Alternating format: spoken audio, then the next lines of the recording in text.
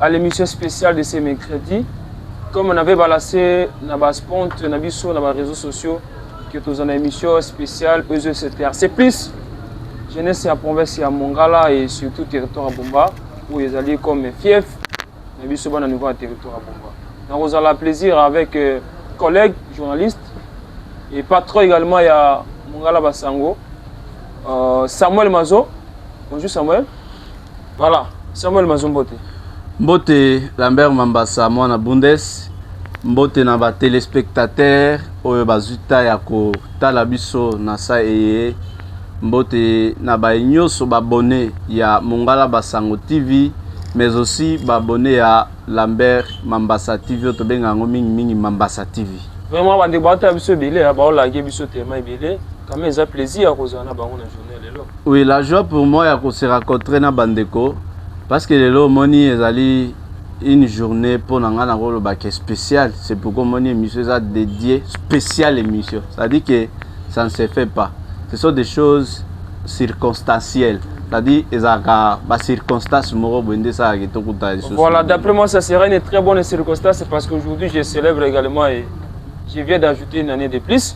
Oui, c'est ça que je voulais aussi vous dire et surtout vous souhaiter joyeux anniversaire parce que lelo au Bakisi un an de plus et Zali et Sengopo na biso et parce que moi babilo quoi na beaucoup plus temps muto botami nza mende muto ebaka début na ina suka na alors lelo na souhaiter na yo joyeux anniversaire na compte émission spéciale et surtout la thématique je crois qu'on peut ça quoi nosengo et na côte si à Mongala Basango TV mais aussi à abonner à Mongala Basango te souhaiter un joyeux anniversaire. Merci vraiment, joyeux anniversaire à toutes les personnes oiseau côté ma notification na j'espère qu'on aura de bonnes choses aujourd'hui par rapport à notre anniversaire. Notre thématique thème autour de la journée et notre choix de l'invité.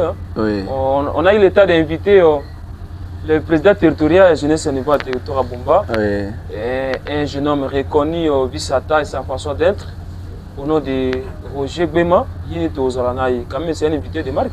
Exactement, Roger Bema, je l'ai connu depuis longtemps.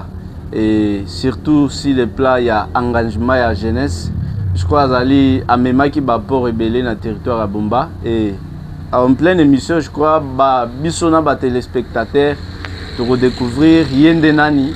Peut-être que nga na rolo bangote yemora opesa ba qualité nae et puis apport nae na otobengi bongo na jeunesse ya territoire à Bomba province ya Mongala mais aussi na République démocratique du Congo. Voilà. Voilà, merci Samuel Manzo, c'est un collègue journaliste. Actuellement, il demeure un journaliste indépendant. Oui. Sur la na Roger Mené, conséquence c'est de la jeunesse congolaise en général et surtout Bomba en particulier.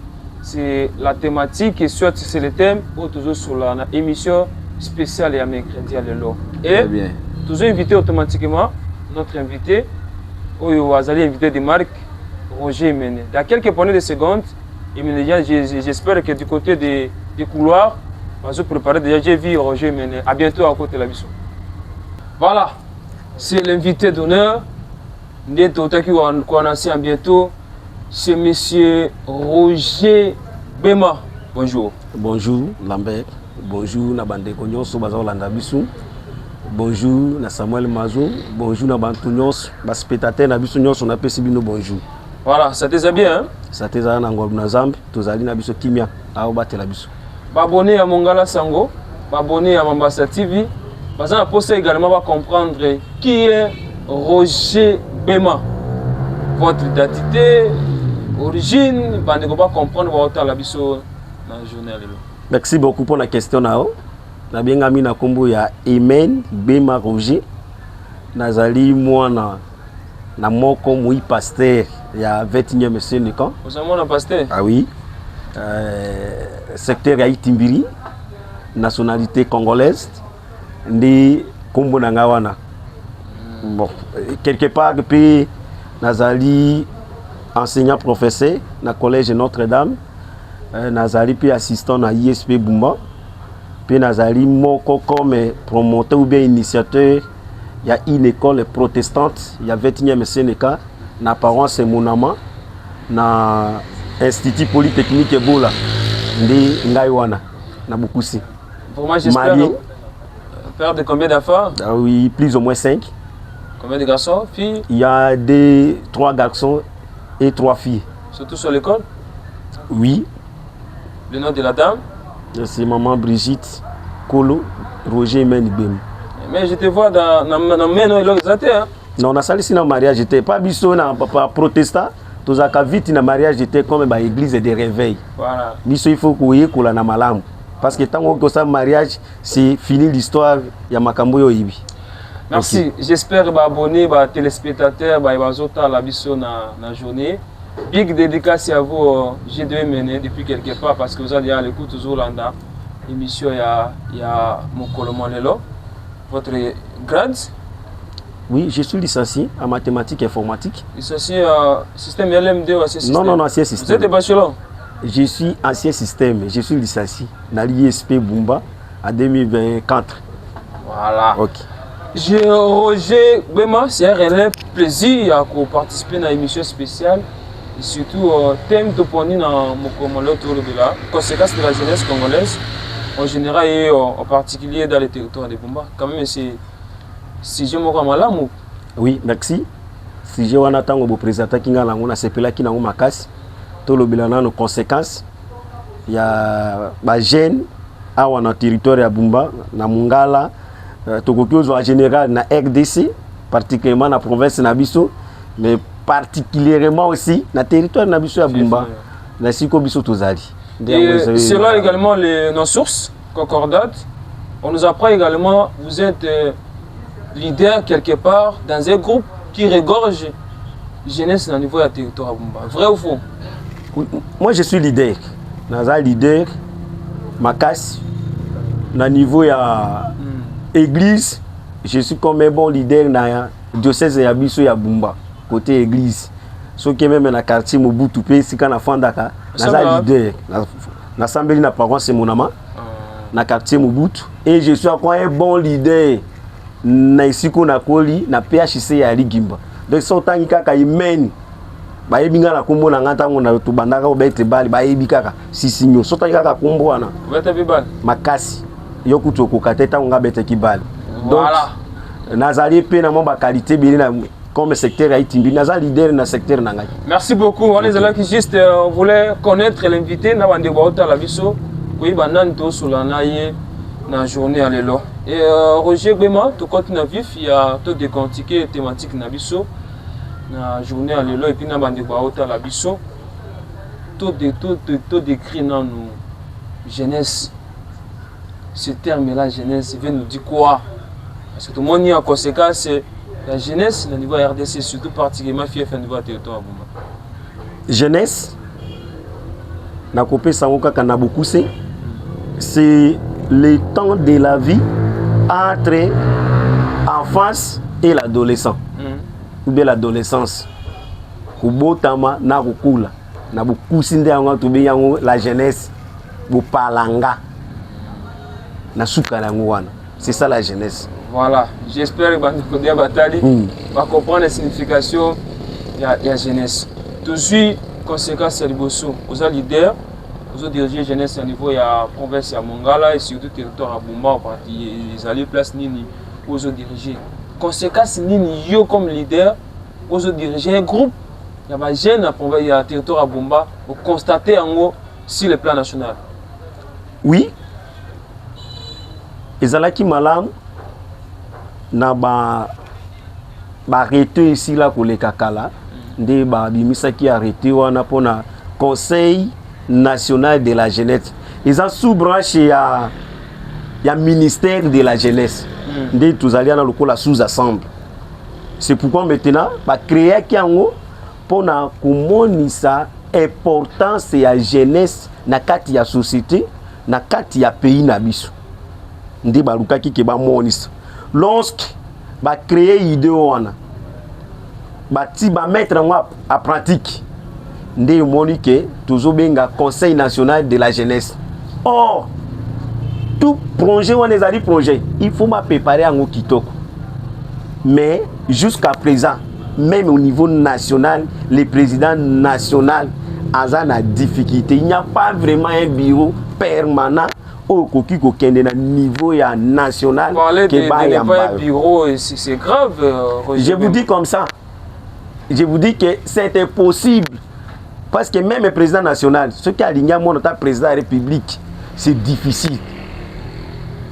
Na compare par exemple moko conséquence moko. Aussi qui même na ba nomination ya président de la République, asi a nommé jeune nil to ministre na tikana no mamo wana eza ba kota na bango. Tikana no ministre ya jeunesse ya biso wa zali ko c'est une fille. Okay. Mais c'est par rapport à ba kota na ba parti politique. Bazo aloka na pese exemple. GDE Azalia ba bengi be GDE meneke akomi ministre to ministre national to ministre provincial. Koyoka ozali c'est-à-dire que tout est na nomination ya non na douter penza na yango te mais nazo monisa ke conséquence majeure otoza nango na RDC ba jeune nyonso bazo zwa misala o baza ko appartenir na ba parti politique mais un jeune indépendant c'est difficile, c'est quasiment impossible à bien. Oui, je vous dis o baza na ba prévu ko approuver biso. Donc, aux hommes qui ont des conséquences, les jeunes ne sont pas préparés. Il faut qu'on prépare la jeunesse. Je te donne l'exemple facile ou bien simple. Même à niveau de l'église, si tu as des gens qui ont sauté à côté, ils ont pendengo prêcher à côté. Matanga moke bimi quelque part, babete mambasa kendo te yakuna. Batikala koyo côté. Qu'est-ce que vous allez faire là-bas? Rien. C'est impossible. Tout le monde qui est journaliste, non est préparé, non, et si mbakate. Même Moulakis, il faut pas préparer, bah doter on a makamo tout a été local là, to pesi mambasa musala à côté ya kitoko. Mais mambasa qui kuna si le terrain rien, c'est difficile. Il y a trop de conséquences au biso ba jeune indépendant, au toujours partenir na ba parti politique qui était toujours subir yango. Généralement na RDC, particulièrement na province na biso pe, particulièrement encore na territoire na biso. Koyo kayo o énumérer la première conséquence, ezali purement une conséquence politique. Politique. OK, o citer également une conséquence sociale. Conséquence sociale. Conséquence sociale ya biso ba jeune toujours linga ko travailler te biso moko nanu. Auto prise à charge. Toujours linga ko dépendre mingi na bandeko batumbwami. Toza na ba téléphone. Moto abandi be 4h 3h abandi ko komela ko senga. Yo moko avenir na sur le plan social. Non. Donc yo moko nanu auto prise à charge. Yo moko lukana no pete ozala. Ce qui otanga ka forcer classe na yo ya otanga. Ce qui osala ka moi jardin forcé yango. Tango zo kende kuna sur le plan social.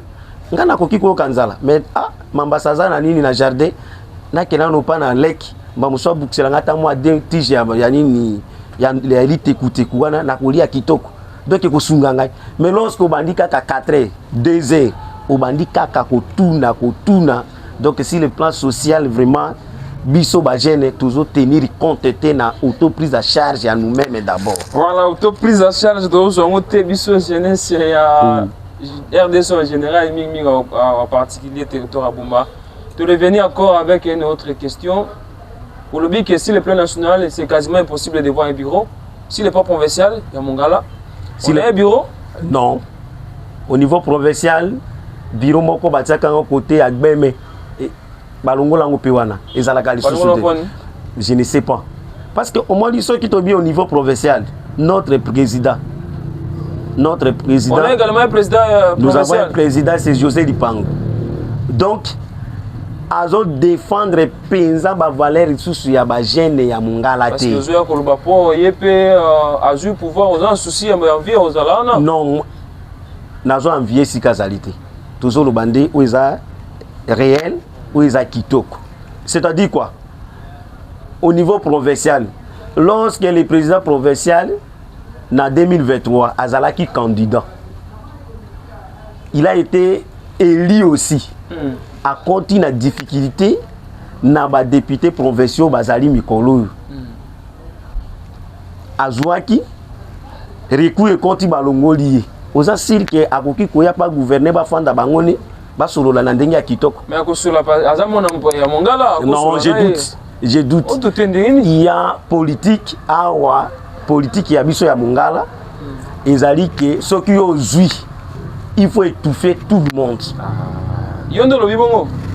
Tozo biso yo za journaliste te. Na koki opesa exemple typique. Okoki ondima. Vous êtes libre parce que OK. Awa da bumba to yebaka to na mongala to yebaka leader. C'est Botakile non?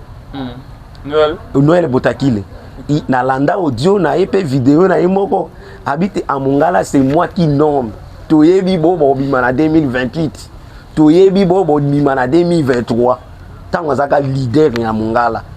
Biso nde to nomaka ba député national, biso nde to nomaka ba député provincial. Ça c'est leadership non? Mais na mikolo na otanga bato te parce que soki to otanga komba bato bo mo te to menacer bango. OK. Oyebi ke awa na mongala est en otage na bandeko na biso misusu baza na mongala. Mongala en otage. Je peux dire to likaka te to tiande vérité na makambo. Bato bazolanda biso. Alors mongala est pris en otage par qui? Par un groupe déjà par nos politiciens au bossa la politique.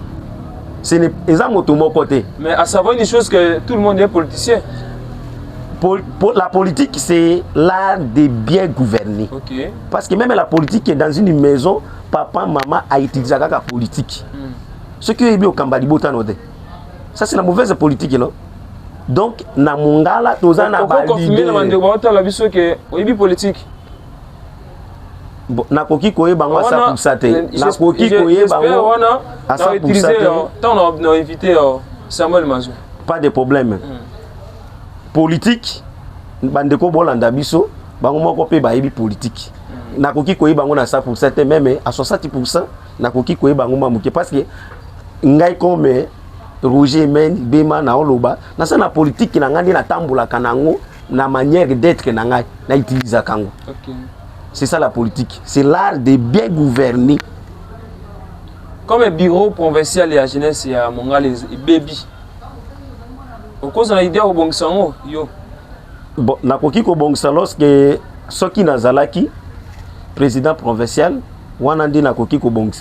En même temps nazana no kunate. Si qu'on a aucun à niveau provincial ngaza na territoire. To ko senga kaka na bureau na province ya Mongala, conséquence c'est ça mani. Conséquence c'est ba jeune tout ça cadré. Jeunesse ezali à cadré. Parce que tata na biso et bongo kina no ye 1.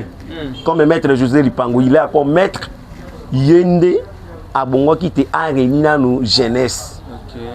Tango a réuni jeunesse. Depuis personne a fonctionné à ça déjà un rassemblement ya kubenga presque jeune ya Monga, il y a 3 territoires. Na yebi ke abenga kaka bisomba moko ezaka unité provinciale.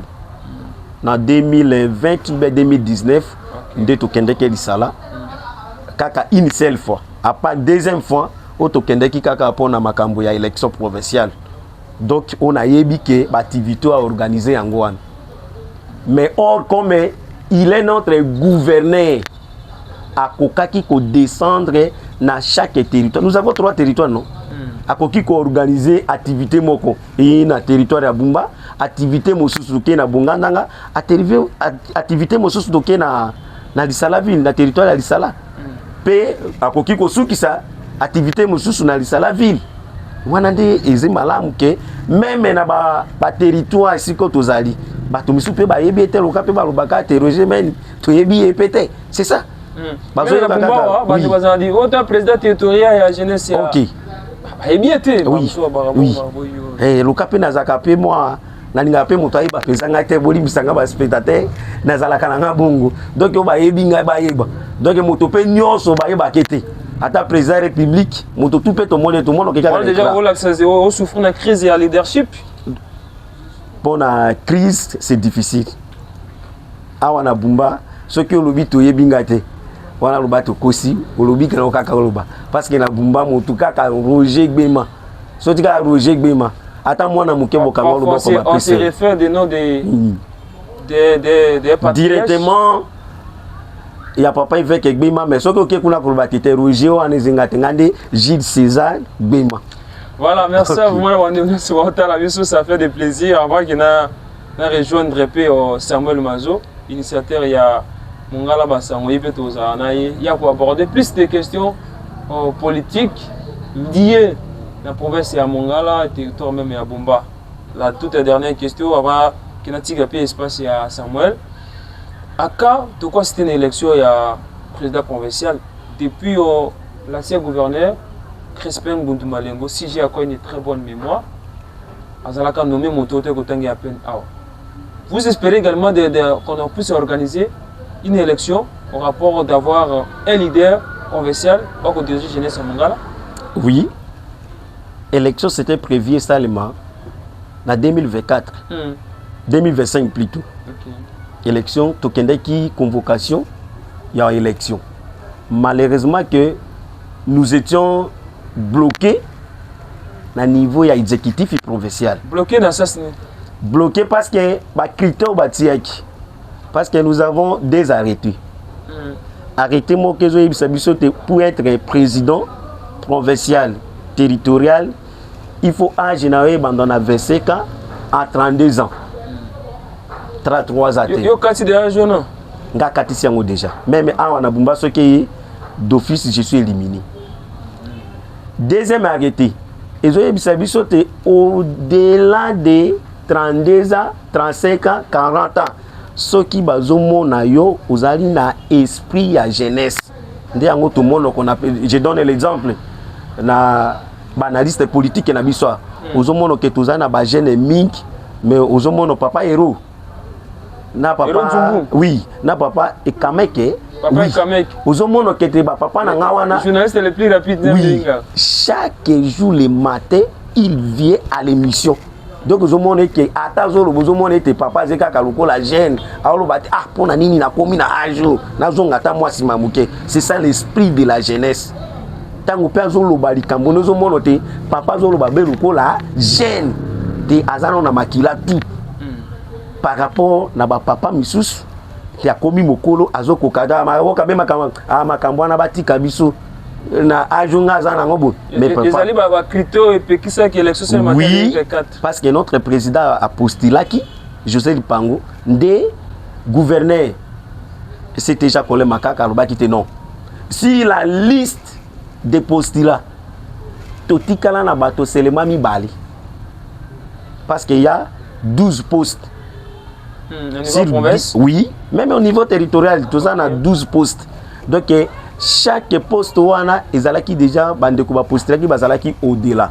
Mais comme à mon akibongo à l'obité, on suspend l'élection, après 2 semaines, il faut qu'il y ait c'est pourquoi maintenant, si Lambert TV et Mongala Basango, de toujours la CVC appelle pas la gouverneur, et à quand il y a l'élection, il y a Bagène, il y a province, il y a Mongala. Parce que le tout maintenant, ils ont un maboko naï.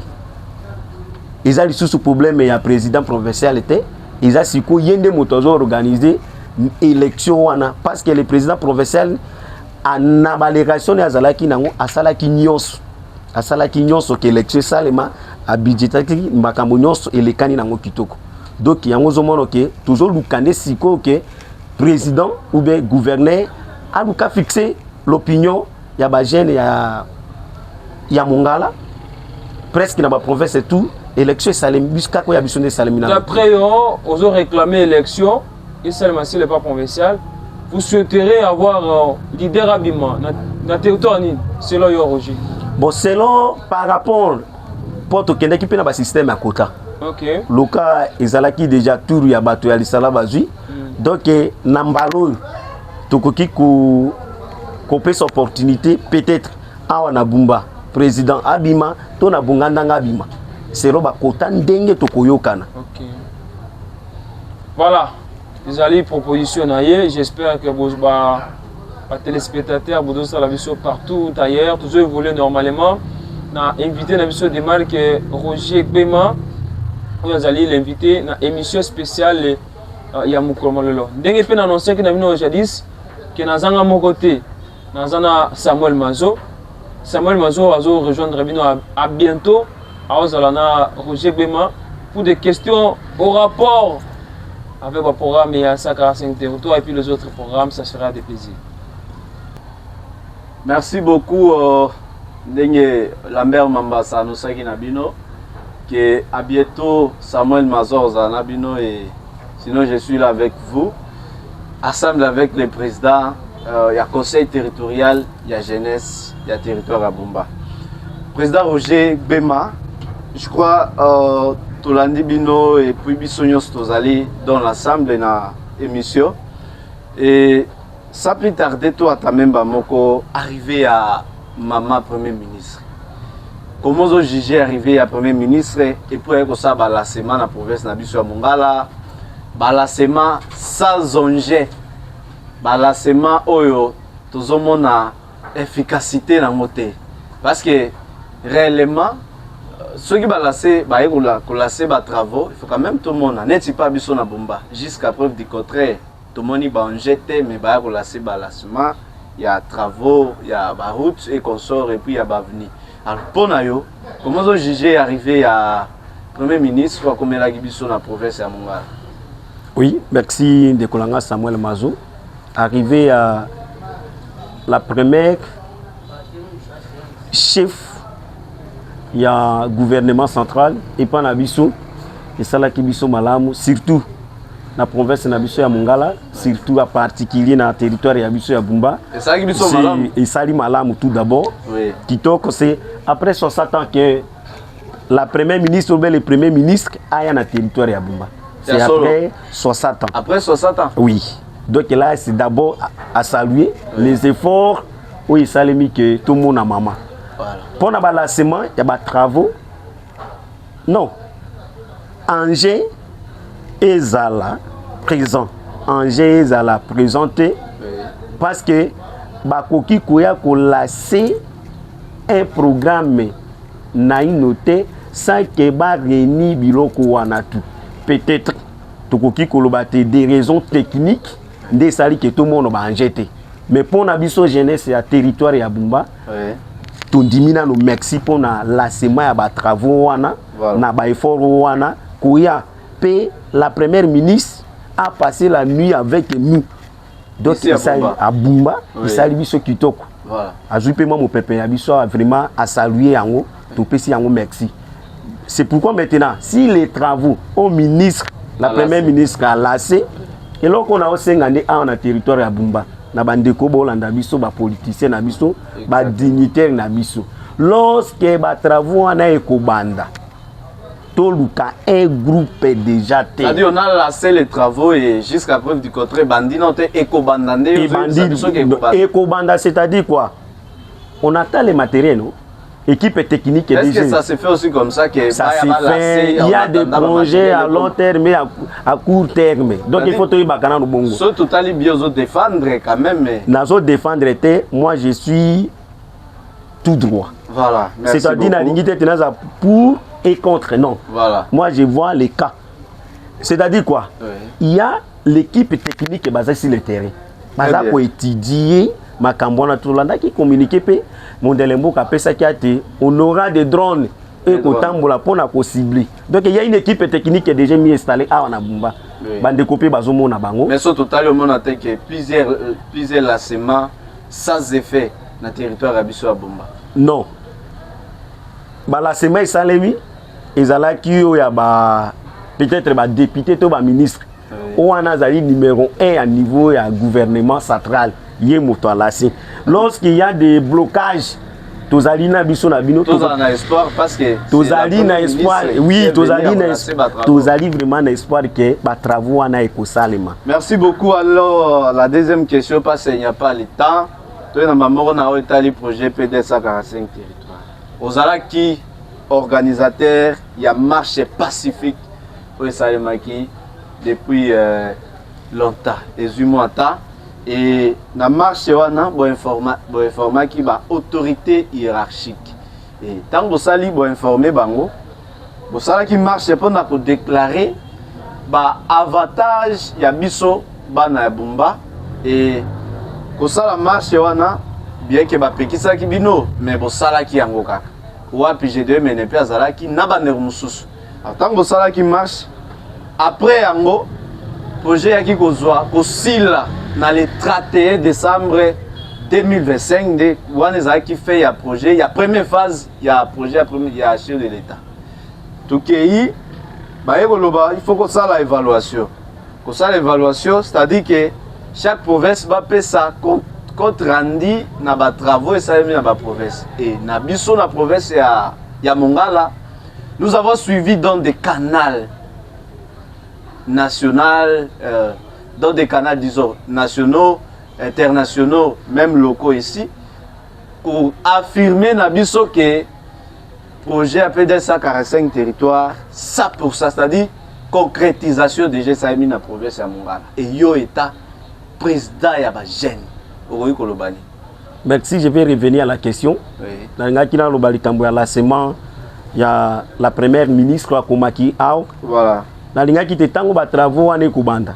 Toujours senga na bande kuyabiso bazali awa na bumba. Oui. Tokoki komono seulement ba fondation ya batute, ya ba homme politique eto bazali awa. Soki ba kozwa ba jeune, ba lukate ba joua ba jeune na couche nyonso. Na mwa mosala na bakosalaka bakozwaka mwa eloko pe ekosunga na ba travaux tant opération na ekubanda. Voilà. Tout le monde te kaka une équipe et ya fondation telle. OK. Merci. Je reviens maintenant à la question. De PDL 145 de PDL 145 territoires, to bongisa qui marche na biso Pacifique, to pesa ki information et pas ba konzi na biso. Même bandimaki te menzambe asungaki ke marche wana to sala ki yango sol. Voilà. Pour le projet, à la territoire de Bumba, nous avons 11 ouvrages où il qui va faire ça. Voilà. Si les 11, Soko Azali na 8 ouvrages, puis Caritas Azalaki na 3. Exactement. Si 11, Tozi 3. Tu es na Bumba. Ah, on a Bumba. Tozi 3 seulement. Na remise où il salemi. Yepé moko homme de Soko, oui. Excellence Élisée Bokumwana, oui. Na PCP Mbot, Azalaki na biso et Longwa. Voilà. Lorsque maintenant bandeko, ba politicien. On dit que sali 11 moins 3, tu as déjà na 9. Non. Toujours tika na 8. Na 8 na nous ali non remis parce que Soko a tikali na 5, oui. Caritas a tikali na 3. Voilà. Nde tikali ka 8. Voilà. Donc tant on a landio kolobake bah, hommes ou bien bon, ce n'est pas les hommes, c'est les députés. Les députés. Les députés nationaux. C'est-à-dire non députés. Nos députés, pour les cas président à Kokis, il y a des mots à déclarer. Matili Célestin. Honorable Célestin Matili. Voilà. Que Soko a remis à 100% bah, ouvrage. Bon, n'habitez à l'obéli, on a cas général, il y a Mongala, tout le territoire de Bumba. Mais si on s'allie à l'illusion dans le cas général, il faut quand même revenir pour s'appeler à l'illusion. Le cas du président Kokis, c'est-à-dire à l'Oubiango, pour la province de Mongala. Exact. Vraiment, c'est un martyr. C'est un martyr. Comment ça? Ils allaient commis se moquer de la population de Mongala. C'est-à-dire, ils ne donnent pas le respect de la population de Mongala. Ça, c'est un manque de respect de la population de la Mongala. Je peux dire ça. Dans l'anda qui est là, si ma baloba qui a. Mais comment Bino Bozoya a toujours contredire le président Kokis Célestin Matili? Moi, je suis. L'autre, G2M était venu dans le plateau à Mongala Basango TV. Il avait dit que c'est honorable Célestin Matili, peut-être à ça pour ça. Aujourd'hui, Yo Yen Kolobake, il s'est mati. C'est-à-dire, Azomi Kosa Yemoko, puis à cause de la population à Mongala. Mais c'est ça. C'est simple, non? Lorsqu'on dit 100%. Oui. Naïbité si quelle base doit calculer en haut. C'est-à-dire à ça les calculs. Moi je suis mathématicien. Oui. Donc il y a un calcul mathématique. Ça pour ça on a jusqu'à présent. Tous on a 10 naïbi 3 naïbi 11 naïbi pendenge au ça calcul on a. Tu 11 ouvrages moins 3. 11 ouvrages multipliés 3 multipliant par ça, oui. Divisant par 11 et ça combien? Parce que pour ça, voilà. Le nombre obtenu multiplié par ça, sur le total. Voilà. Tozi 3, na province, on a territoire à Bumba. Oui. Tozi 3 multiplié par ça, divisé par 11. Et il peut s'amuser ça pour ça? Non, non. Non. C'est-à-dire que Tozi n'a pas calculé. Tozi n'a pas calculé normal. Tozi 31 ouvrages. On a province à Mongala. donc jusqu'à présent même na territoire ya Bongandanga bakomi pe ko réclamer le cas biso to réclamer ki a lisala pe bakomi ko réclamer donc honorable akei pendo biso benga kango comme ba journaliste ba chroniqueur ba ndekolanga ba lobaka ba TTC aze pendande orgie na orgame na PDL 145 territoire. Mais quelque part peut-être allié mbongo avalo baba bilo ba bongo. Là comme vous êtes journaliste au lukokuta naï ceux qui t'a lembongo akoyebisa yo. Et maintenant conséquence nini pona ye biso ba jeune biso population tokoza nango eloko nini tokoza nango si honorable Célestin Matidi ndekolanga Samuel Mazou esakinga mawalobi na moi oyebite délégation ya vice-président ya assemblée provinciale na biso na ba député musu baza siko na Lualaba OK voilà ba kei kokutana na président na vice-président ya assemblée ya Lualaba bazo tuna yeke quelle technique bino bosala capote province na bino ezala développer quelle technique et ça c'est honorable actuellement ça tomoni eza cause alors moins deuxième fois ou troisième fois que vous allez que toye awa parce que awa c'est province moko ya pilotage vice-président Edaya toye awa pona province na bino eza province moko ya pilotage toye ba technique nini bosa mais ça m'a bête quand même na pesi vice-président de l'Assemblée provinciale ya Luala Bambot. Donc ce monsieur papa to yaya nangai à répondre honorable Edaya que tout d'abord ce qui olingi que province na bino est développé et il faut d'abord stabilité à province. Stabilité à province, c'est-à-dire il y a une relation entre l'exécutif provincial et l'assemblée provinciale. Au pas biso d'ailleurs les ala nango kimia basukula maboko ba wana penza tokoki ko batté ça kimia zali. Ça c'est Dédé. Oui. Bino biso ba député. Oui. Toluka intérêt ya biso te mais toluka intérêt ya population. C'est-à-dire il ne faut pas que luka ba intérêt personnel qui est intérêt général. Mais oya biso. Voilà. Baluka ka intérêt. Deuxième réponse c'est ça. Deuxième réponse c'est un peu président de andimi permis on ningisa motonga peno ke ngate tala nde moninga na ya zote ai. Mais ça m'a bêté. Non papa. Jusqu'à ce niveau. Lorsque vous avez bloqué, vous avez fait effort. Effort à nini? Vous avez diamant à Bangoya Nangwa. Vous avez diamant à Bangoya Nangwa. Biso tous a grenier agricole. Qu'est-ce que vous voulez dire par là? C'est-à-dire quoi? Exactement, oui. C'est-à-dire, bah député na biso. Oui. Ce qui va lingi te makambo nyos et les députés nationaux et les députés provinciaux bien nationaux. Oui. Donc bah lingi que province na biso bakoma pe kotanga ngo bafungula mitema bazala na côté ya population pe côté ya jeunesse. Donc du côté ya population ndio mona ke quand même ba makambo tu ekotambola kitoko no makambo tu ekotambola Roger Bema emeni je crois awa tozokenda na yo tozonga na jeunesse yo état président ya jeunesse ozwaki mandat depuis longtemps. Soki totali est-ce que vous avez un bureau lelo président du conseil territorial à jeunesse bureau za kawapi et puis eloko nini yoko soki lelo zate tokoki kokanisa ona nini biso ba jeune ya territoire ya Bumba toko kanisa na nini. Troisièmement stratégie nini soit effort nini ozo sala pour la jeunesse dans les jours à venir. Merci beaucoup pour la question de Kolanga Samuel Mazou. Bureau normalement, cette question j'avais répondu ça à plusieurs fois. Tous en a bureau te a on a territoire à Bumba. Bureau Zali. Bureau Zali Exacté. Là je peux être honnête. C'est-à-dire bureau portatif un bureau portatif partout. Attendez tout sur la bisouna. Bureau Zali. Lazala kana kachi na ngana tambola kana ngo bisika tout. Wow. Donc lorsqu'il y a une lettre, on veut signer partout. Oui. Bureau Zali.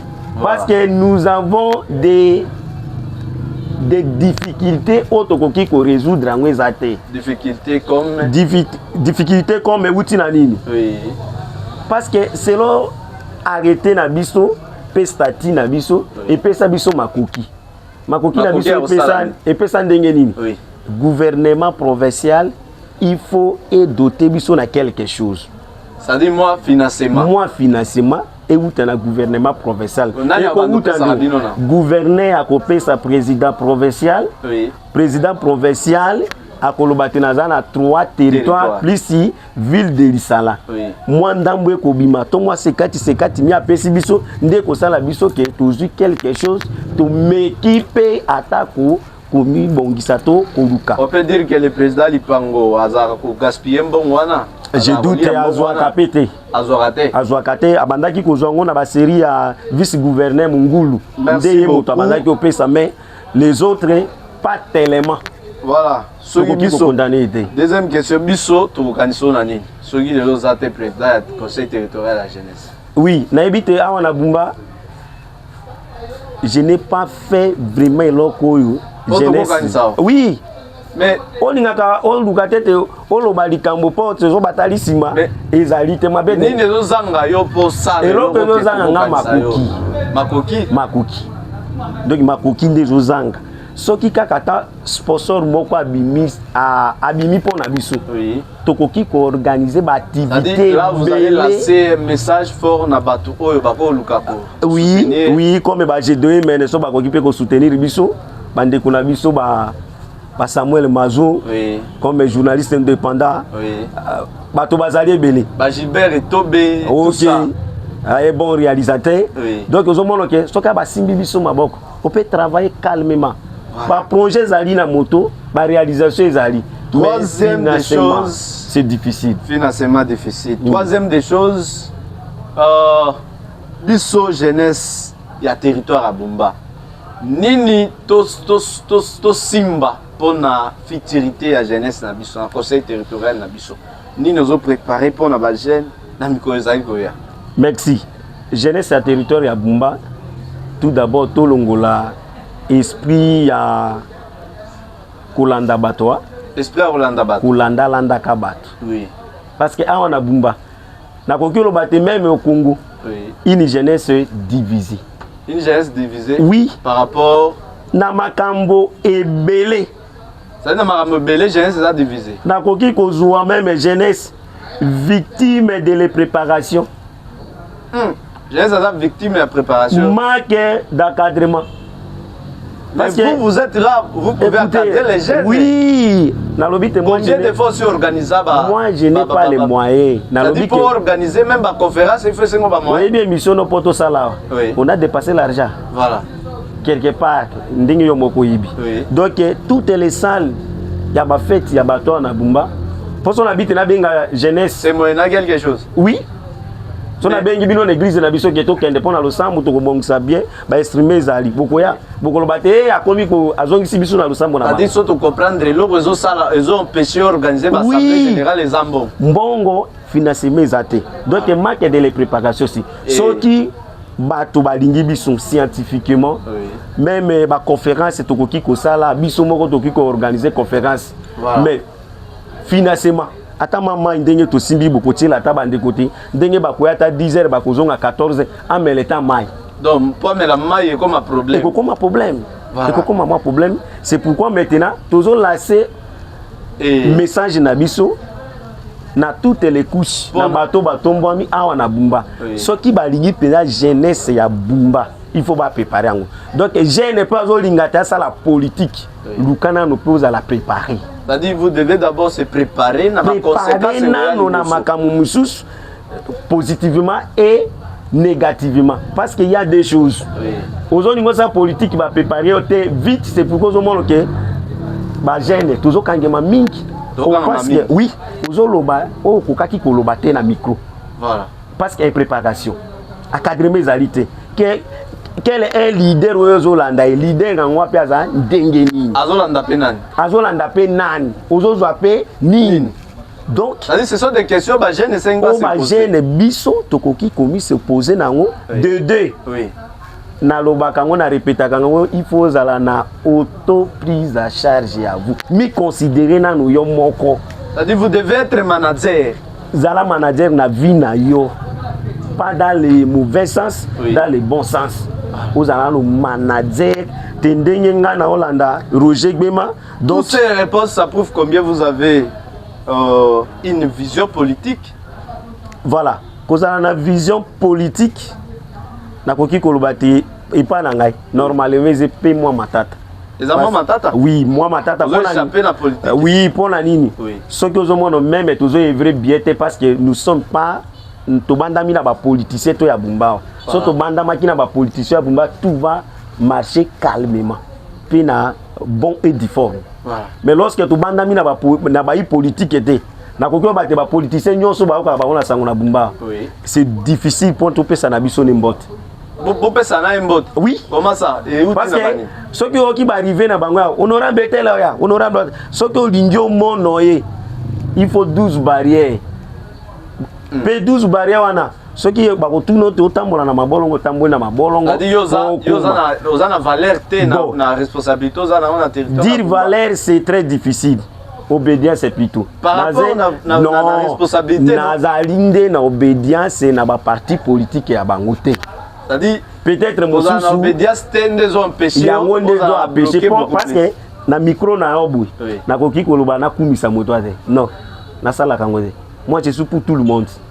Ce qui dit la hypocrisie de. Non, ce qui dit à wasali eloko ya kitoko na bumba na kokumisi. Crispin Bundu asali na kokumisa yi. Vincent Dula sai na kokumisa yi. Rifem Mangbaou ce qui asali na Isidore moto tout. Pas ça malamu. Tout ça la kamala. Et ça mabe alors. Mais souvent on sait mabe yo si mono te mabe. Mais il faut quand même qu'on mabe na. Comment mandengani? Mais c'est ça l'unité, on nous parle de l'unité. Non, ça ce n'est pas l'unité. L'unité, so c'est ma B, l'ingande ba yebiso ma B na yo pour corriger yo. Ah, c'est ça l'unité hein. Mais ce qui obite unité toza na ngoya bumba, to ya mongala. So c'est ma B batikyon, c'est difficile. Wanate. Merci beaucoup Roger Gbema Emeni, le président du conseil territorial et la jeunesse. En fait, singa na yo to chité na no apoto zwa. Avant to chité biso na yo, bande ko bali misa biso. Nanga kila loba, au moins ni mongala ndeto zes mikolo. Oui. Mongala za na chalet. Chalet? Oui. Comment? Chalet parce que au moins biso ba jeune ndeto ba diviser biso. Oui. Il y a une partie. To ndime la coquille, il y a ba député. Oui. O ba sali pa na sénateur Lingep. C'est ça que je voulais aussi poser la question. Il y a ba jeune mususu. Bazon di me la sénateur Lingep te yende basu boboye tozali wapi. Qu'est-ce que vous voulez parler na makabetali ko sénateur Michel Lingep na sénateur nationaux et sénateur Michel Lingep c'est notre sénateur. Soki nyo na lobi angobu. Soki nyo so ba déclaration na yazo salango. Soki ezali n'impact na population. Oui. Mais ce qui est un impact à la population, on met ça à l'écart. Tozuri kokis. Kokis, il y a mongala. Oui. To ya bumba. Et si même il y a nini ya malungawa. C'est-à-dire apport ya kokis, ya province à mongala.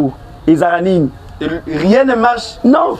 Donc, et à la kokis, et à la Michel Lingep pour notre sénateur, pour Nanga Roger Gbema.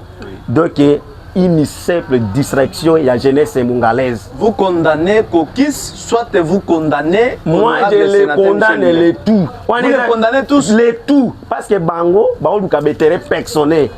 Oh, Bango Lukabetere personnel à Bango. Lorsque Komi Koloba Bongo, ça prouve que position les oeufs banate. Non, position n'a pas payé. Moi, je suis pour la population. Ce qui n'a tout n'y Kokis. Oui.